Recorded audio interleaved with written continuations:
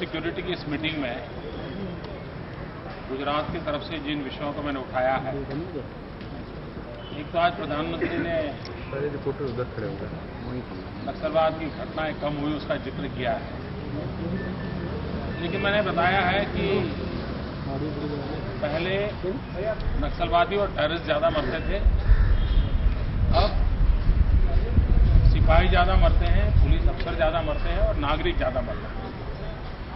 इसका मतलब ये हुआ कि टेररिस्टों की और नक्सलवादियों की कैपेबिलिटी काफी बढ़ गई है, मरते हैं और नागरिक ज्यादा मरते हैं। इसका मतलब ये हुआ कि टेररिस्टों की और नक्सलवादियों की कैपेबिलिटी काफी बढ़ गई है, उनके शस्त्रास्त्र की क्वालिटी काफी बढ़ चुकी है और कहां स्ट्राइक करना उसका इंटेलिजेंस नेटवर्क भी काफी बढ़ा। हम उतनी सफलता नहीं पाए हैं, इसलिए उनको अब ज्यादा करने की जरूरत नहीं, कम करके भी ज्यादा परिणाम को ले सकते हैं। तो ये उनकी स्ट्रेटेजी का हिस्सा है, हमें कोई गर्व करने का हिस्सा नहीं है। ये मैंने आज शुरू में कहा। मैंने एक विषय स्पर्श किया है, इसी एजेंडा नोट में उन्होंने लिखा है, the information available with FIU IND finance intelligence unit India can be sought by law enforcement agencies, including the police.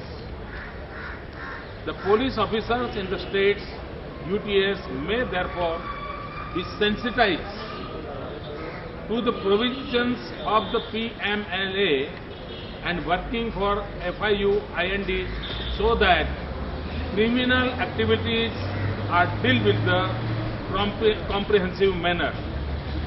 Money laundering को लेकर के भारत सरकार ने राज्यों को जो सलाह दी है, जो उनके एजेंडा नोट में है, the issue of economic offences is closely linked to the activity of money laundering.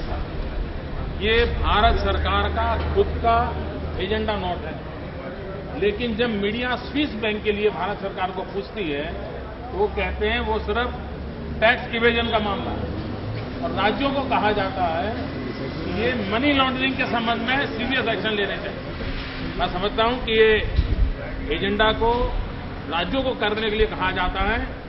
Swiss bank के मसले पर भारत सरकार ने भी इसी एजेंडा नोट को फॉलो करना और काला धन वापस लाने की जिम्मेवारी उठानी चाहिए।